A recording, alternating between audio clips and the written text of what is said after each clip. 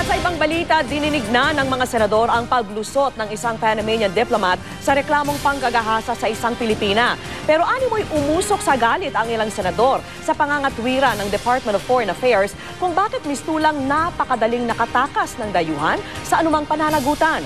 Nakatutok si Jam Sisante. Any diplomat, any ambassador, consul, technical officer can rape a Filipina, and all we can do is persona non grata. I will not accept that. Then they can abuse our hospitality. They can abuse the beauty of the Filipina. Uminit ang ulo ng mga senador sa pagdinig ng Senate Foreign Relations Committee nang igiit ng Department of Foreign Affairs na sa ilalim ng Vienna Convention may diplomatic immunity ang Panamanian na si Eric Shix na inaakusahan ng paghahasa sa isang Pilipina. Ibig sabihin, hindi maaaring kasuhan at arestuhin si Shix na Technical and Administrative Officer daw sa Embassy of Panama sa kabila ng akusasyong ginahasa niya ang 19 na taong gulang na si Pamela. Bakit daw hindi pinahalagahan ng DFA ang preamble sa Vienna Convention na nagsasabing ang diplomatic immunity ay pwede lang umiral kapag ang posibleng krimen ay naisagawa habang ginagampanan ng diplomat ang kanyang trabaho? Ibig sabihin, pag diplomat, kahit ano. Mali kayo eh. Bakit? Yung preamble ng Vienna Convention, read the preamble. Dapat yun ang nirefer ninyo, burado lahat yung sinasabi ninyo. Ayon sa DOJ, ang certification ng DFA na may diplomatic immunity si Shix ang dahilan kaya binawi ng Makati City Prosecutor ang kasong isinampa kay Shix.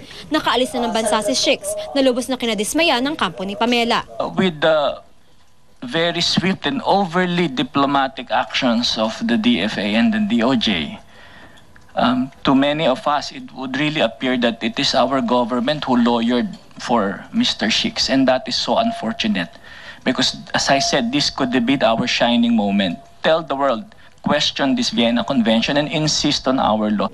Depensa ng DFA, sinubukan naman daw nilang kumbinsihin ng Embassy of Panama na i-waive ng immunity ni Shix. We try to talk to Panama every day. We summon him to our office almost every day. Talk to him, convince him, persuade his government to please accept our request. Pero tumanggi raw ang ambassador ng Panama at kinampihan pa ng ilang ambassadors ng ibang bansa sa Latin America. Sumulat na raw ang DFA sa Embassy of Panama para hilingin ang gobyerno ng Panama na mismo ang mag-imbestiga kay Shix. Pero aminado ang DOJ, pahirapan na ito matapos makalabas ng bansa si Shix. Now, pwede lang siyang papasukin sa Pilipinas if he would now voluntarily submit himself to the criminal jurisdiction of the Philippines. That is what we're going to work on. Sinikap ng GMA News na makunan ng pahayag ang Embahada ng Panama, pero wala pa silang pahayag sa ngayon. Pinangako ng DOJ at DFA na pag-aaralan nilang maigi ang proseso sa paghawak ng mga kasong may kinalaman sa foreign diplomats para masigurong hindi na mauulit ang insidenteng ito kung saan lumabas ng bansa ang taong inaakusahan nang hindi sinasagot ang mga alegasyon laban sa kanya. Jam Sisante, Nakatutok, 24 Oras. Samantala, muling iginiit ni pambansang kamao Manny Pacquiao na hindi siya galit sa mga bading.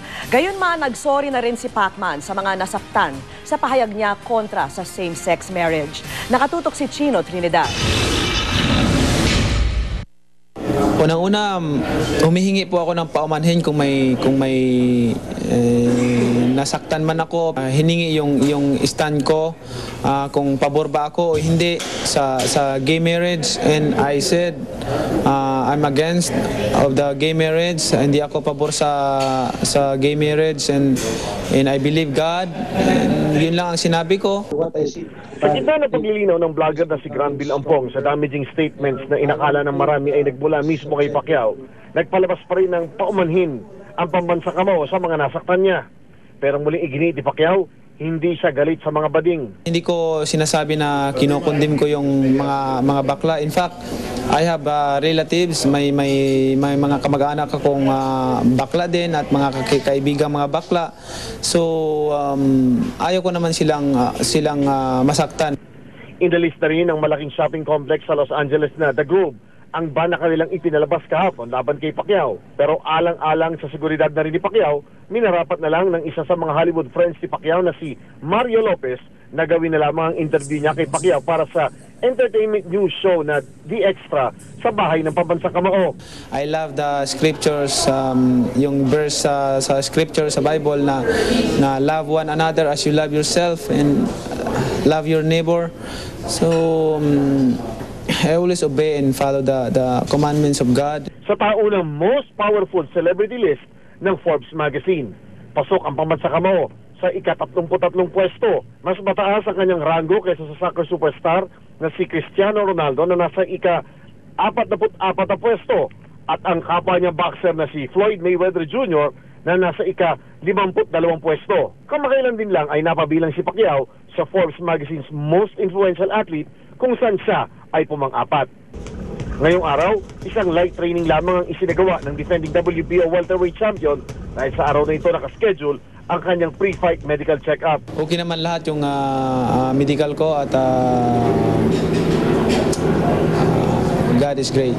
Bukas, daragdagan ang kanyang sparring rounds, hudyat na rin ng paglapit ng peak days training niya para sa kanyang laban kontra kay Timothy Bradley sa Hunyo sa Las Vegas, Nevada.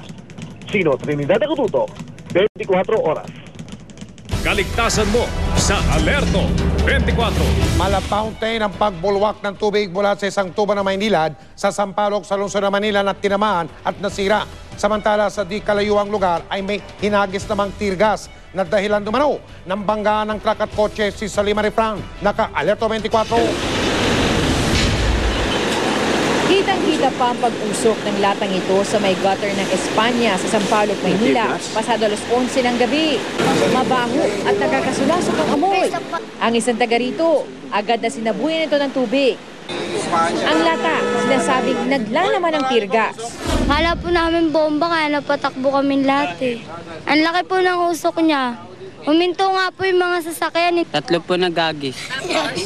Abay, tumakbo po. Ayon sa pulisya, tila homemade na tirgas ang laman ng lata. Iniimbestigahan pa kung ano ang motibo ng panggugulo. Dahil sa paghagis ng umano'y tirgas, nagkabanggaan ng isang 10-wheeler at isang kotse. Hinala ng driver ng kotse. Wala sa daan ang mga mata ng truck driver.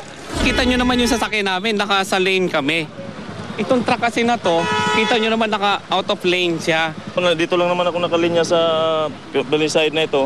Nakadiretso lang naman yung truck ko. Nadala lang yung truck ko gawa nung biglang sumabit yung gulong ko doon sa gulong niya.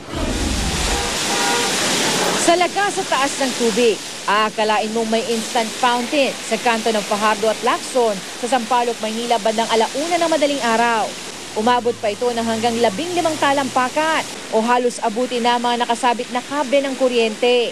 Tinamaan pa lang main pipeline ng Maynilad na mga naghuhukay para naman sa paglilipatan ng poste ng Meralco. May hawak daw na blueprint ang mga naghuhukay sa mga nakabaong tubo sa lugar.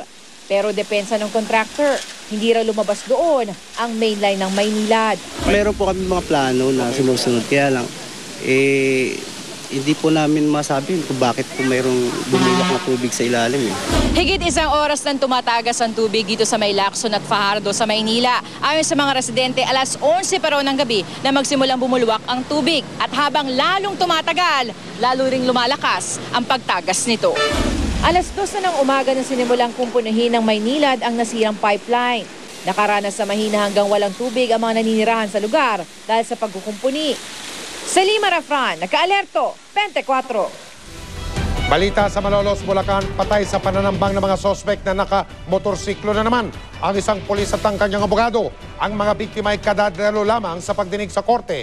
Mula sa Bulacan, nakatutok live si Susan Enriquez. Susan. Inaalam pa ng pulisya, Mike, kung ano ang motibo ng pananambang sa isang pulis at kanyang abogado na dumalo sa isang court hearing sa Malolos, Bulacan kaninang umaga. Dead on the spot, si Atty. Lisandro Sanchez at PO2 Romel Cuquia matapos tambanga sa Barangay Tikay, Malolos, Bulacan. Mag-aalas 11 ng umaga kanina habang binabagtas ng 2 biktima. Sakay ng isang kotse ang MacArthur Highway nang pinaputukan sila ng 2 suspect na lula ng isang motorsiklo. Si PO2 Cuquia at abogado nitong si Atty. Sanchez ay pauwi na ng Maynila ng pagbabarilin. Galing sila sa Malolos Regional Trial Court dahil dumalo sa hearing sa kasong highway robbery na isinampa labang kay PO2 Cuquia noong 2010. Sa tingin po namin, mabagal po yung takbo nila. Kaya po sila nahabol. Opo. Kaya naigilid po niya eh. Nailagay po niya sa gilid yung sasakyan. Naigilid pa niya? Opo. Bago sila napaputukan? Opo. Yung pulis na walang dalang baril? May baril po sa loob ng sasakyan pero hindi na po sila nakabuno. Sa passenger side daw pinaputukan ang mga biktima. Sa crime scene, may nakuhang isang basyo ng caliber 40. Ayon sa pulis, hindi na nagawang makapagpaputok ni Cuquilla bagamat may nakuha mo ng baril sa loob ng sasakyan. Kaabwa nagtamo ng tama ng bala sina Atty. Sanchez at P.O. Cuquilla na naging dahilan ng kanilang dagliang pagkamatay. Inala ng Malolos PNP, sinubaybayan ng mga suspect ang kilos ng dalawang biktima. So, maaaring alam nila yung schedule ng hearing. So from the regional trial court, maaaring nasundan sila. At tinaon nila na may opportunity, na nagkaroon silang opportunity, tsaka ginawa po yung kanilang plano. Matapos ang pamamaril ay mabilis na tumakas ang mga suspect lula ng kanilang motorsiklo at sa ngayon ay patuloy na nakakatanggap ng report ang pulisya ng Malolos, Bulacan sa plakang ginamit umano ng mga suspect pero ito ay kailangan pang i-verify ng mga tauhan ng Malolos PNP. Mike? Maraming salamat, Susan Enriquez.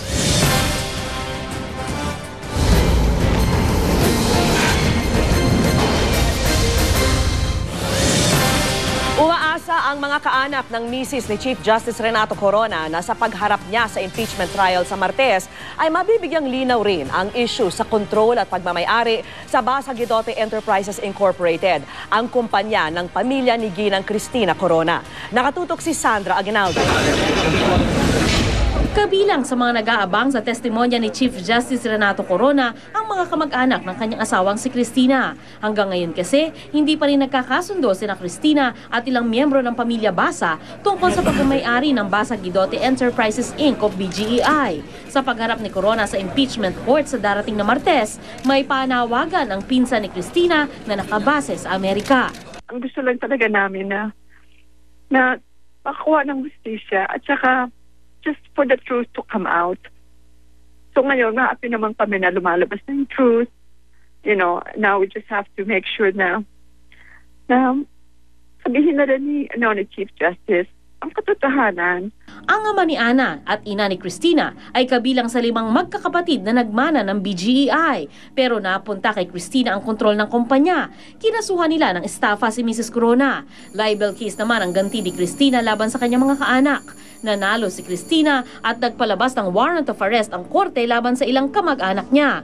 Ayon kay Ana, ito ang dahilan kaya hindi nakabalik sa Pilipinas ang kanyang ina na ngayon ay 83 years old na. Ang wish talaga niya na makauwi mo na siya so that, mabisita.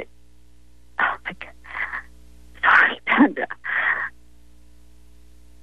Kasi, it's so sad. My dad passed away without seeing justice. So sana naman my mom will see justice in her lifetime. Lumabas sa impeachment trial na ipinasubasta ng korte ang BGEI upang mabayaran ang naipanalong danyos ni Mrs. Corona na 500,000 pesos. Ang majority shares ng BGEI ay nabili ng anak ni Corona na si Carla sa halagang 28,000 pesos lamang. Bagay na ipinagtaka ng ilan dahil may pera ang kumpanya na 34 million pesos mula sa lupa ng BGEI na naibenta ng pamilya Corona. Ang prosecution team nais malaman kung may kinalaman dito si Chief Justice Renato Corona.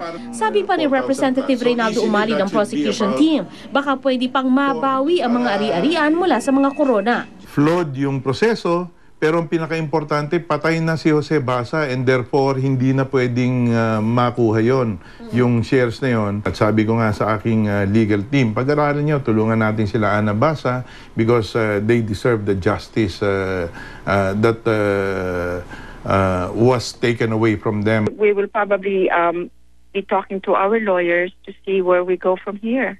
Ano man daw ang kahinatnan ng impeachment trial, naniniwala si Umali na pwede pang ituloy ang laban para sa BGEI sa hukuman. Sandra Aguinaldo, Nakatutok, 24 Oras.